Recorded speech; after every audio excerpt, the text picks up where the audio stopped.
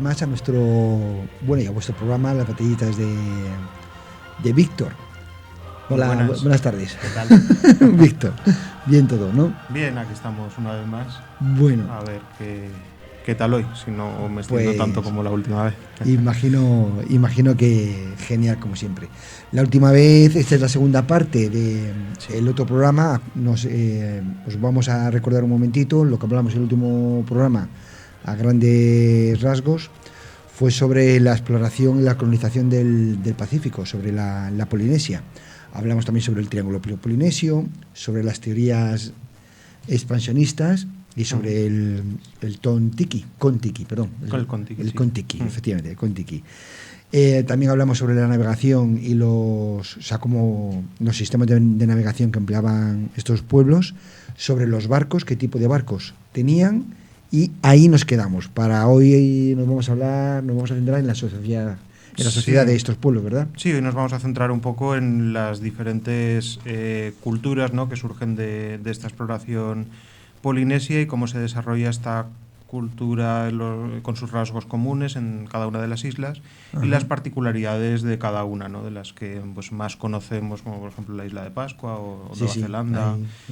Todas estas que son muy interesantes y que tienen bastantes enigmas históricos y, ¿no?, bueno, sí, por resolver, y que los historiadores, arqueólogos, pues han estado indagando y tratando de resolver estos misterios. Muy bien, pues nada, cuando quieras, Víctor. Bueno, pues como hablábamos el último día, ¿no?, de estos navegantes polinesios, ¿sí?, que llegan desde la isla de Taiwán, ¿no?, hasta la isla de Rapa Nui, hasta la isla de Pascua, y que establecen una colonización de todo el Pacífico, ¿no?, expandiendo pues, su cultura, su lengua, su modo de vida, la religión también, y crea una cultura polinesia que compartiría pues, unos rasgos comunes, ¿no? Podemos identificar, por ejemplo, la actividad más importante para todas estas sociedades era la pesca, ¿no? Claro. Dependían del mar y era su principal fuente de alimento y de subsistencia. Entonces, las técnicas de pesca que desarrollan todas estas culturas pues comparten una raíz común, ¿no? Pasarían por tradición oral, ¿no?, de generación en generación estas técnicas de pesca, y como tenía mucho peso en la sociedad, pues se habían ido transmitiendo y se expandieron por todas las islas del Pacífico, ¿no?, por la Polinesia.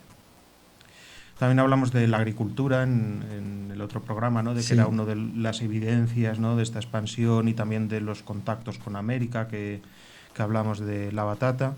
Pues también la agricultura sería uno de los puntos en común de todas estas sociedades, ya que los productos que cultivan pues son muy similares. O sea, la batata, ¿no?, como vimos, como el único elemento así un poco extraño en la zona, pero también el taro, el coco, la banana serían los principales cultivos, aunque no tendría tanto peso como la pesca, ¿no? La pesca sería, digamos, la actividad principal. Otra de las características que nos llama mucho la atención es la utilización de tatuajes. ¿No? Que la representación, o sea, como los conocemos más, es a partir de la cultura maorí de Nueva Zelanda. Pero estos tatuajes aparecen en casi todas las culturas. Ahí tenemos en la imagen una representación de lo que he ido comentando, ¿no?, las técnicas de pesca, y tendríamos unos anzuelos realizados en hueso. Wow, impresionante. El taro, que es esa fruta, raíz, parecido a la patata, pero entre la patata y el coco, ¿no? Ahí. Sí, tenemos es dulce. Y estaríamos con los tatuajes, ¿no?, esos tatuajes que aparecen a lo largo de todo el triángulo polinesio, y que denotarían pues un rango social, ¿vale? Serían marcadores sociales de rango. También esos tatuajes contarían pues la historia familiar, la genealogía de cada tribu, y serían un elemento de prestigio social, ¿no? El tatuaje, y que marcaría un estatus. Luego lo veremos cuando hablemos de Nueva Zelanda, donde más desarrollada está esta cultura del tatuaje y que ha llegado hasta la actualidad. Veremos qué significados tenían y para qué lo utilizaban. Muy bien. Y por último, pues la religión, ¿no? Sería otro de los elementos comunes, ya que comparten un panteón de dioses con los mismos nombres. O sea, el principal dios sería el dios del mar, que en algunas culturas también se identifica como el dios creador, ¿no? Ya que el mar tenía tanto peso en estas sociedades, que es Tangaloa, ¿vale? Tangaloa sería el dios del mar, el dios principal del panteón, que en algunas islas, pues como Hawái, se le conoce como Kanaloa, en Tahití como Taora. O sea, comparten la raíz. Y sería pues el mismo panteón, que están representados a través de esculturas como los tiki, ¿no? Que son estas esculturas de madera que hemos visto antes en la imagen, que representarían a los dioses. ¿Vale? En todas las islas tenemos también como elemento común esta representación de las divinidades a partir de figuras talladas o en piedra o en madera, ¿no? Que se les denomina como los tikis. Sí, ¿no? Ahí comparten un poco igual que los indios, ¿no? Cuando hemos visto... Sí, se parecen a los tótem de los nativos americanos, y sería similar. Lo que pasa es que aquí son esas representaciones físicas de las divinidades, ¿no? Mientras que en los nativos americanos pues eran figuras totémicas, ¿no? De animales que, digamos, sagrados para cada una de las tribus. Bien, pues vamos a pasar a hablar si te parece, de Hawái. Me parece como fantástico. el primer punto de ese triángulo polinesio. Sí. Lo que conocemos de Hawái, pues al final es lo que ha pasado por la tradición oral desde las tribus nativas hawaianas hasta la actualidad, ¿vale? El contacto con los europeos. Al final los europeos, cuando llegan allí, pues en sus crónicas dejan escrito lo que se encontraron, y las fuentes que tenemos para conocer estas sociedades pues son la tradición que ha pasado de generación en generación en la población nativa que ha sobrevivido hasta la actualidad, y las crónicas de los primeros europeos cuando llegaron. Lo que sabemos es que se organizaba la sociedad hawaiana. También es un elemento en común a todas las sociedades polinesias, que era una sociedad organizada en jerarquías, en castas, una sociedad de castas, en la que los reyes ocupaban la posición principal. Había una clase social de sacerdotes, que serían los grupos privilegiados, y luego el pueblo llano. Es curioso cómo se repite el mismo patrón en todas las culturas. Sí, es una de las... Siempre el poder con la iglesia. De los elementos comunes, y de la religión al principio, las sociedades tribales, pues los sacerdotes, los chamanes ejercen, digamos, un control sobre los recursos y sobre esa tribu. Lo que sí que tenemos de curioso en la sociedad hawaiana es que hay una clase social o un grupo social bastante peculiar, ¿no? Y que nos puede chocar más en estas divisiones que conocemos de la sociedad, que son los mahu. Los mahu son los curanderos. También tiene que ver mucho pues con los sacerdotes, con la religión. Lo que pasa es que a los mahu se les considera espíritus duales. Es decir, que no tienen, que es una mezcla de ambos géneros, es decir, que no son ni hombres ni mujeres, ¿vale? Existía una leyenda que pasó con tradición oral de que llegaron a la isla 4 curanderos y que eran representantes en corazón y espíritu de hombres y de mujeres a la vez. Entonces esa tradición pasó a que los curanderos siempre no fueran considerados ni como una cosa ni como la otra, sino como pues simplemente un género aparte, ¿vale? Esa historia oral ha llegado a la actualidad. Qué curioso. Y en la actualidad los curanderos de las islas de Hawái, pues esos son considerados como un género, como un tercer género, ¿no? Como ni hombres ni mujeres, los mahu. Eso sería lo que más nos llama la atención, ¿no? de la sociedad hawaiana. Sí. En cuanto al poder político, pues era una monarquía hereditaria y autoritaria, que se crea. El reino de Hawái, curiosamente, se crea en el siglo XIX. O sea, tras el contacto con los europeos, Los europeos al principio el Pacífico no lo colonizan tal cual, sino que mantienen contactos comerciales con ellos y digamos que controlan un poco pues, la política y se instaura una monarquía autoritaria. El reino de Hawái, el primer rey que unifica todas las islas hawaianas es Kamehameha I, el grande. Además, claro. Que unifica en 1810 todas las islas bajo su reinado. Ajá. ¿No? Y que conocemos más Kamehameha por Dragon Ball, ¿no? Porque es uno de los principales ataques, ¿no? de Goku, ¿no? en la cultura popular actual, bueno, ya no tan actual, pero sí, pero yo creo que aún es conocida. Algún que otro, sí, bastante actual.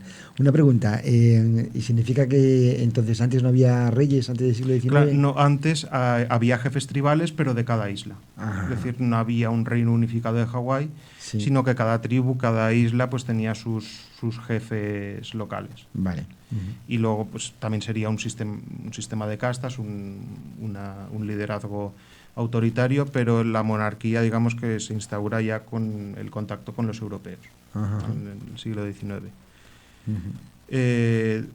Esta monarquía introduce lo que se conoce como el sistema kapu. Kapu sería un término que sería equivalente al tabú. ¿Vale? Todo lo kapu era o una prohibición, o sea, hay una dualidad ahí también entre el significado de kapu, entre prohibición y algo sagrado.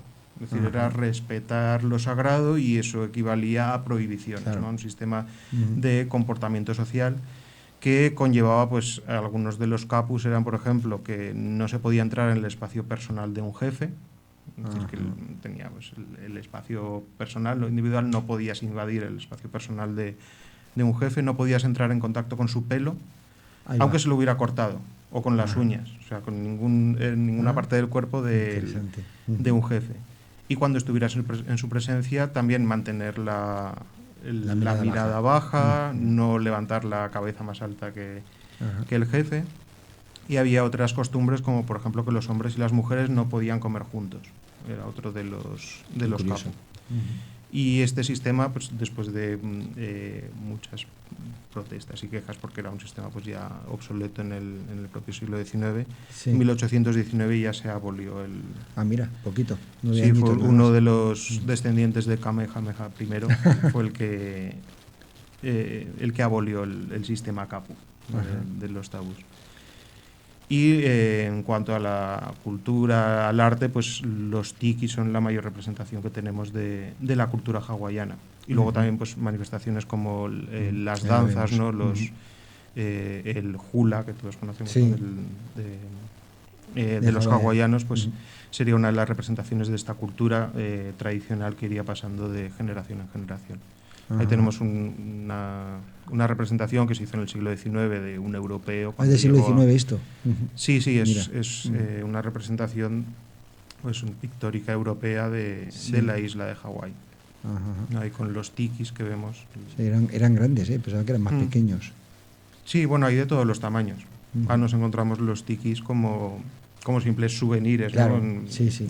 Ahora se puso muy de moda lo de los bares tiki, ¿no? Que te ponen así una copa con con la forma del dios, pues eso al final se ha convertido pues, en un souvenir más, en un objeto de consumo, ¿no? Pero al principio pues había de distintos tamaños, distintas formas, en madera, en piedra, pero la mayoría eran de madera en Hawái. Y representaban eso a las divinidades, a los dioses. Sí. Estos tiki también los encontramos en otras islas, como por ejemplo en Bora Bora, en Tahití, en las islas australes, donde se replica también la misma jerarquía social que en Hawái, es decir, pues los jefes tribales, los reyezuelos, diríamos, estarían en la cúspide de la pirámide social. Y por debajo tendríamos pues son las clases privilegiadas, que solían ser pues, los guerreros, los sacerdotes y el pueblo llano y esclavos. Y en la isla de Tahití ya encontramos tikis, pero de piedra, que nos van acercando más como ese de ahí tenemos uno. ya se parecen más a los no llamados tikis, pero a lo que más conocemos, que son los moais, ¿no? de Rapa Nui, que luego hablaremos de ellos. Sí. Pero es la misma idea, es la representación de un espíritu, de una divinidad, en este caso en piedra, ¿vale? Pero también son denominados como tikis. En este caso este es el de Tahití, ¿vale? La isla de Tahití, en la Polinesia francesa. Y bien, vamos a entrar ya, si te parece, a hablar de Nueva Zelanda. Mejor dicho, Aotearoa, que es el nombre maorí de la isla, ¿no? Del archipiélago de Nueva Zelanda, donde se desarrolló pues la cultura que más conocemos y que ha tenido más repercusión mediática, ¿no? Que es la cultura maorí, que más reivindicación ha tenido, ¿no? A partir de los movimientos indigenistas en Nueva Zelanda, que han abogado por eso, por la denominación tradicional de la isla como Aotearoa, o la propia modificación de la bandera, ¿no? de Nueva Zelanda, que en la actualidad pues tiene ahí en un cuartel la bandera del Reino Unido, con la Cruz del Sur, las estrellas rojas. Pues hace poco hubo un concurso para proponer banderas que representaran a la cultura maorí. Maorí. Que una de las principales símbolos de la cultura maorí es una pluma blanca, que si seguís el rugby, ¿no? es el escudo que lleva la selección de rugby de Nueva Zelanda, ¿no? Que se ha convertido también en uno de los principales vehículos de transmisión de esa cultura maorí, ya que son muy conocidos por sus hakas. Los bailes, ¿no? Que es unas artes escénicas, folclóricas, no una danza ritual que realizaban los navegantes maoríes con sus remos de las canoas, y que tiene un doble significado, porque eran danzas de guerra, es decir, era una cultura muy guerrera, la cultura maorí, y las hakas eran provocaciones, ¿no? Un desafío al bando contrario. Por eso son tan agresivas las danzas, con gritos, con golpes en el cuerpo. Pero también se utilizaba como un gesto de hospitalidad. Es decir, cuando llegaba un invitado, alguien de fuera, era una forma de honrarle, de realizar la haka delante de ese invitado. Así mostraba el pueblo maorí su hospitalidad y a los extranjeros. Tiene que ser impresionante llegar a que te hagan ese, o dices tú, hostia, y aquí no salgo. Bueno, en la actualidad se ha mantenido a los líderes internacionales cuando van a una visita protocolaria a Nueva Zelanda, pues son recibidos con las hakas, ¿no? Como un signo de respeto y de hospitalidad a esas autoridades, ¿no? Ahí vemos como en los partidos de rugby la selección neozelandesa es conocida por realizar las hakas antes de los partidos, ¿no? Como ese desafío antes de la batalla, ¿no? Que sería el partido. Y que pues eso se ha convertido en el mejor representante, ¿no? de esa cultura maorí, ¿no? En el mundo. También tenemos los tatuajes que hablábamos antes, ¿no? Que han pasado de generación en generación hasta la actualidad prácticamente. Es un marcador social que ilustra el rango social de cada persona. La cara es el lugar preeminente, el más importante, donde se marca realmente digamos el rango social de esa persona. Y como vemos, hombres y mujeres utilizan los tatuajes, aunque no de la misma forma. Ahí en la imagen tenemos una representación tradicional de los hombres, ocupa toda la cara, centrado en la parte entre los ojos, la nariz, mientras que en las mujeres se centra en debajo de la boca, ¿no? En la barbilla. Eso es, en la barbilla, entre las cejas, a veces también aparecen tatuajes. Y marcaría también pues eso, la diferenciación que establecen entre el rol, ¿no? de las mujeres y de los hombres, ¿no? Y también el marcaje distinto que llevan asociados los tatuajes. Que en este caso, en el caso de la cultura maorí, son muy importante la genealogía, es decir, la historia de la familia de la que viene. Y se supone que los tatuajes son los que cuentan esa historia, son los que marcan en qué canoa viniste, o vino tu familia a la isla, ¿vale? Cada tribu cada iwi, que se llaman las tribus de los maorís, provienen de una de las primeras canoas que colonizaron la isla. ¿Vale? Esas primeras colonizaciones que hablábamos, pues la leyenda cuenta que fueron no sé cuántas canoas y que cada canoa era una familia.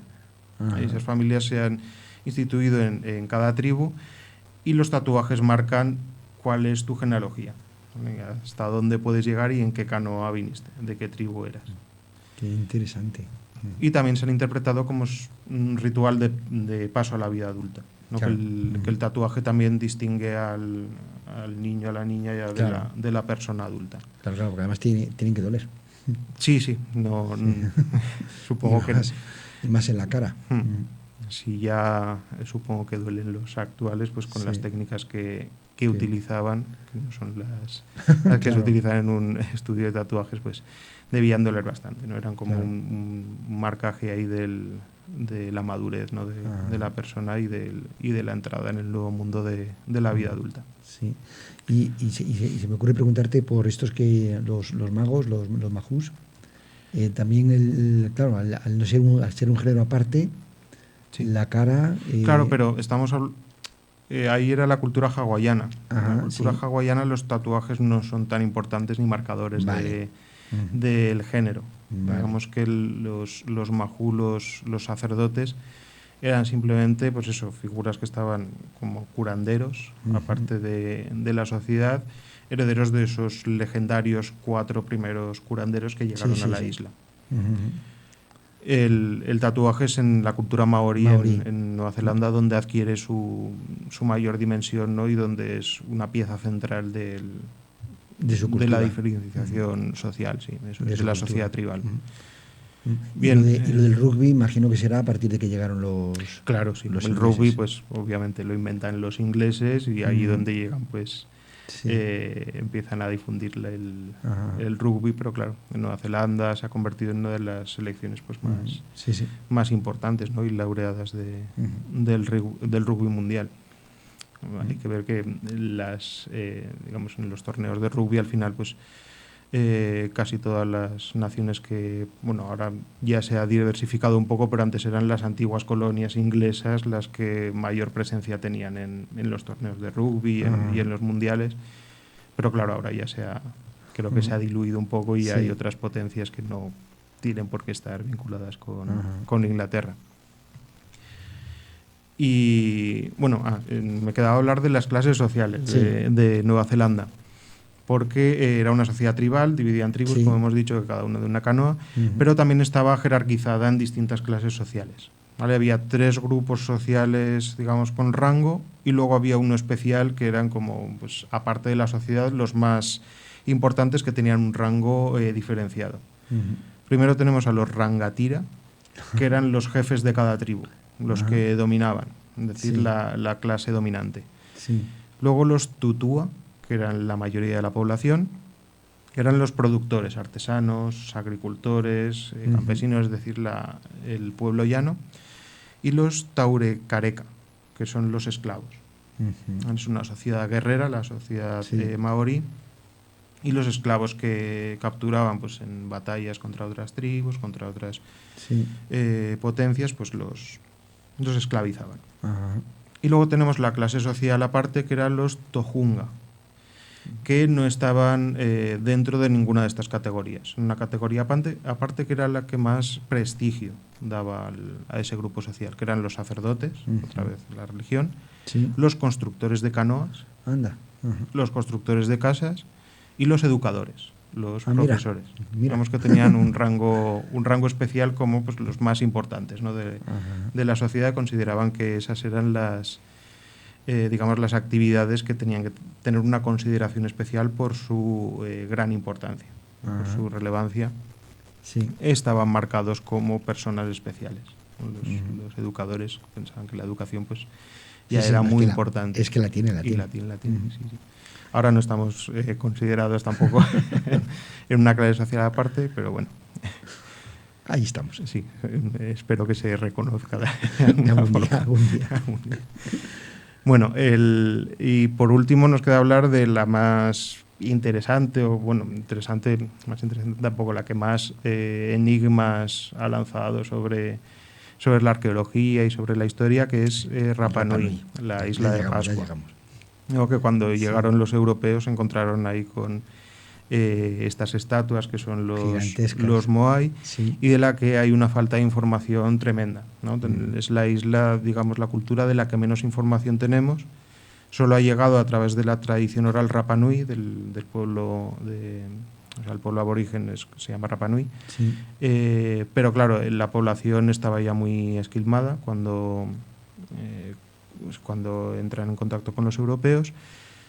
Las crónicas de los europeos y ahora en la actualidad la arqueología. ¿No? La arqueología pues ha servido mucho para avanzar en el conocimiento de esta cultura. ¿Vale? Los europeos, en este caso los neerlandeses, llegan a la isla en 1722. En concreto, llegan el día de Pascua, el 5 de abril, y por eso le ponen el nombre a la isla de la isla de Pascua. Mira, qué interesante. Y se encontraron ahí de golpe con más de 900 estatuas de piedra. ¿900? Más de 900, sí. Que son los Moai, ¿no? Y se preguntaron, el primer enigma científico es cómo habían realizado estas esculturas y qué función tenían, ¿no? Cuál era el motivo de realizar estas esculturas. Claro. Están esculpidos todos en roca volcánica, ¿no? El Rapa Nui es una isla volcánica, y están construidos con toba, que es una piedra volcánica bastante blanda y que es muy maleable para esculpir. Sí. Y todas proceden, excepto parece que 2 o 3, de la cantera del lago Ruraku, que es un lago que se generó en el cráter de un volcán, que lo vimos en el anterior programa, si lo volvéis a ver, en la imagen salía el cráter del volcán Ruraku de Rapa Nui. Y de ahí pues sacaron toda la toba. De hecho, sabemos que las hacían ahí porque algunas las dejaron abandonadas sin terminar. O sea, en la propia cantera se ven en las paredes cómo iban horadando la piedra y dejando la forma del Moai para luego sacarlo. Pues hay algunos Moai sin terminar directamente en la piedra esculpidos. Ahí lo podemos ver en la imagen, cómo está el Moai sin terminar en la pared. En la pared de allí, dices. En la derecha arriba. Vemos ahí se ve tumbado la nariz, sí, vale, la boca. Ya lo veo. Es un poco, sí, hay que fijarse. Sí, ya lo veo. Pues iban horadando hasta sacarlo. Ya lo veo. Aprovecho para recordar a nuestros burbujeros que, por favor, intenten vernos, porque aquí está todo muchísimo más claro con las imágenes. Y las explicaciones que va dando Víctor. Esto se ve, vamos, cristalino. Sigue, Víctor. Pues eso, vemos como los Moai se esculpían en la roca, utilizaban herramientas de una piedra más dura que la toba, ya que los Rapa Nui no conocían la metalurgia, es decir, que no utilizaban el metal, por lo tanto tenían que utilizar herramientas de materiales más duros que la toba. Y utilizaban otro tipo de piedras volcánicas como el basalto, que era mucho más duro para tallarlas. Sí. Están construidas todas entre el 1200 y el 1500 después de Cristo. En 1500 se construye el último Moai y ahí se para. Y lo único que no se ha conservado de los Moais en la actualidad son los ojos. Todos tenían ojos hechos con coral blanco. O sea que se sabe que había coral blanco ahí dentro. Eso es, se decoraban los ojos con coral blanco y la pupila con obsidiana o con alguna escoria volcánica de color. Que tenían que impresionar más todavía. Sí, en la actualidad se han hecho reproducciones de cómo serían los Moais con esos ojos, ¿no? Que los vemos todos con las cuencas vacías, pero todos irían con el ojo y su pupila. Estos Moais pues eran transportados con troncos, ¿no? Haciendo como de ruedas, con cuerdas y con trineos para levantarlo. También en la imagen que hemos visto se ve muy claro cómo los levantaban y cómo los transportaban, ¿no? Con esos trineos y esas palancas. Todos miran al interior de la isla, ¿vale? Están puestos en filas y miran al interior. O sea, que los 900 estaban puestos así. Sí, eso es. Y representan a espíritus de antepasados. Ajá.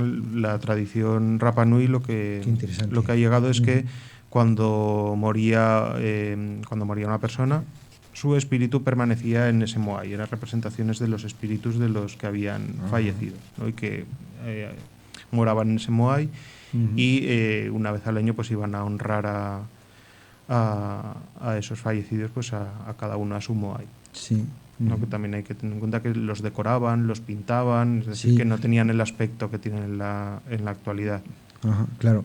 Y además hay uno que tiene como gorro, ¿lo ves? Sí, solían tener una piedra arriba, lo que pasa es que no se han conservado de muchos, porque era el elemento más inestable y se han caído o se han saqueado ¿y se sabe directamente. ¿Por qué de esa piedra arriba?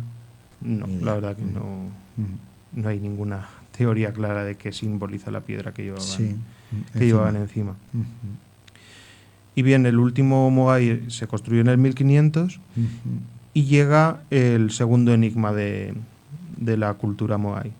¿Por qué en el 1500 desaparece la construcción de los moais? Sí. Y hay un cambio radical y un descenso de la población. Es decir, parece que la civilización de Rapa Nui entra en una crisis y en un colapso, ¿no? Hasta la llegada de los europeos, que ya se encontrarían la civilización prácticamente desaparecida.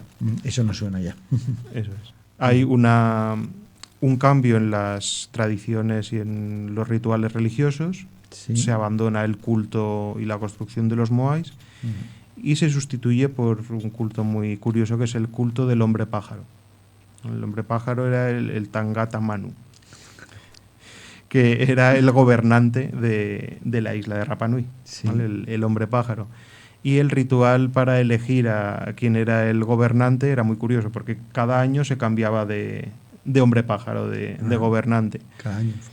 ¿Vale? El hombre pájaro era el representante del principal dios creador de la cultura Rapa Nui, que es Makemake, ¿no? Que da nombre a uno, además de los planetas enanos, ¿no? Porque la mayoría de planetas se han descubierto en los observatorios de Hawái, y a los nuevos planetas que se descubrían se les ponía nombre de divinidades hawaianas, ¿no? Y Makemake es el principal dios creador, y el hombre pájaro era el representante en la Tierra del dios Makemake.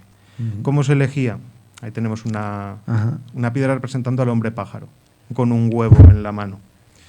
La forma de elegir al hombre pájaro era que en septiembre se juntaban en un acantilado los representantes de cada tribu de la isla.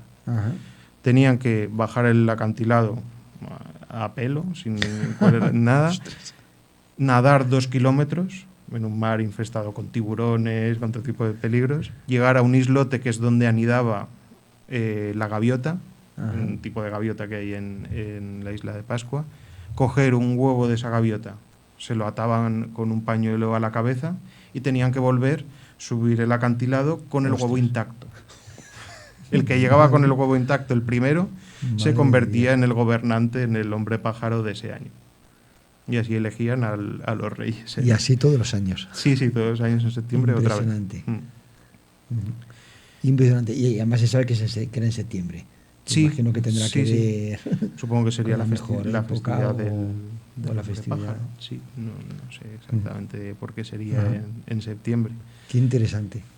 Y así llegamos a las teorías de por qué cambia todo tan radicalmente y por qué hay un colapso de la civilización. ¿No? Y aquí entramos, como ya hemos hablado muchas veces, de colapsos de civilizaciones en las distintas teorías. La teoría clásica es que se produjo un colapso ecológico. Es decir, que la población de Rapa Nui creció tanto que acabó rápidamente con los recursos naturales de la isla. De hecho, la isla se queda sin árboles por la construcción de los moais, por la necesidad de campos de cultivo para la población. Los árboles se van eliminando. O sea, al final, cuando llegan los europeos, casi no hay árboles. Y se atribuye este colapso pues, a la escasez de recursos que haría que estallaran guerras entre clanes, ¿no? Y al final acabará la población pues, reducida por esas guerras y por ese colapso ecológico que llevaría a un colapso cultural. Sí. Pero en la actualidad han ido surgiendo nuevos estudios, pues ha ido avanzando la ciencia, la arqueología, también ha influido mucho los estudios botánicos, ¿no? de la evolución botánica de la isla, y se ha visto que esta desaparición de los árboles no fue tan radical y que tampoco hubo tanto declive hasta el siglo XVIII. Es decir, que cuando llegaron los europeos aún no estaban tan en crisis los Rapa Nui, sino que la eliminación de árboles fue más gradual y que, digamos, el descenso de la población tuvo más que ver con migraciones internas por sequías, ¿no? Del cambio del culto de los Moai a lo del hombre pájaro, se atribuye a que la población migró de una parte de la isla, que es donde extraían los Moai de las canteras, a una zona con más humedad, ¿vale? En esa zona de sequía, y cambiaron totalmente los hábitos también religiosos y se instauró el nuevo culto. Sí. Así llegamos a la teoría actual, que es la que también es una mezcla un poco de todo, pero pone más el foco en lo que hicieron los europeos cuando llegaron, que fue esclavizar a la población y transmitir también enfermedades que el sistema inmunológico de los habitantes de la isla pues no estaba preparado. Y que el descenso de la población sería más a raíz de la llegada de los europeos. En el siglo XIX la isla de Rapa Nui se convierte en una fuente de esclavos para las potencias europeas en Sudamérica y en otras partes del mundo. Pero eso también pasaría con las otras islas, ¿no? Sí, claro. En Hawái pasa lo mismo, es cuando llegan los europeos, cuando la cultura hawaiana entra en crisis, o sea que sería otro ejemplo más de cómo la colonización europea pues esquilma estas sociedades, ¿no? y las utiliza como mano de obra esclava, y sería lo que pues haría entrar en colapso esta cultura. También se interrumpe la transmisión cultural de estas culturas al imponer la europea, ¿no? Estas religiones van desapareciendo y se sustituyen por el cristianismo, las tradiciones pues quedan relegadas a las casas, ¿no? A las familias, y se va instaurando pues unas tradiciones, unas culturas más europeas, occidentales, y sería pues la repetición otra vez de ese patrón, ¿no? de colonización europea y de eliminación de la cultura y local, de la población local. Eso es. Así que en la actualidad pues estamos más por la parte del genocidio, ¿no? que por la del ecocidio, que sería el del el desastre ecológico. Que al final el desastre ecológico pues sí que habría una escasez de recursos, pero la clave sería la acción de los europeos, de la colonización europea. Eso la que determinaría o la que sería clave ya para el declive total de la civilización de Rapa Nui, ¿no? Que en la actualidad pues ha llegado hasta nosotros pues como esa civilización tan enigmática que se ha dado pie a teorías de la conspiración, como siempre. Algo que no haya hecho el hombre blanco, ¿no? Pues es algo que no tiene explicación, ¿no? Como tantas cosas de las pirámides y otras historias que si no ha sido el hombre blanco, ha sido los extraterrestres. Muy interesante, la verdad que sí, Por lo tanto, aquí imagino que habría menos población que con otras, que por ejemplo con los maoríes o los hawaianos, porque ahí sí que se han mantenido. Rapa Nui además es una isla muy remota, que no tiene otras islas alrededor, es uno de los puntos pues más alejados de otras tierras, y es una isla muy pequeña con los recursos limitados. Al final, Hawái y Nueva Zelanda son islas más grandes, con más recursos, archipiélagos, y que tienen mayor mayor capacidad de reaccionar ante estas crisis, ¿no? Y Rapa Nui pues quedaba ahí muy aislada del resto del mundo. Como alguien diría, tiene lógica. Pues nada, espero que os haya parecido muy interesante. Y aquí lo dejamos. Y lo vamos dejando por aquí. Si hay alguna pregunta, alguna duda, la podéis mandar al correo. Recordamos nuestro correo, lasbatallitasdevictor@yahoo.com. Ahí nos podéis escribir mandándonos vuestras sugerencias, preguntas, lo que queráis. Aquí estamos para... También si queréis que hablemos de algún tema en concreto, se puede proponer. Un tema que os interese, pues lo podéis mandar ahí. Justo. Así que aquí nos vemos en vuestro programa, en el programa de, ya sabéis, las botellitas de Víctor. Y hasta el próximo programa, chicos Adiós. y chicas. Hasta luego.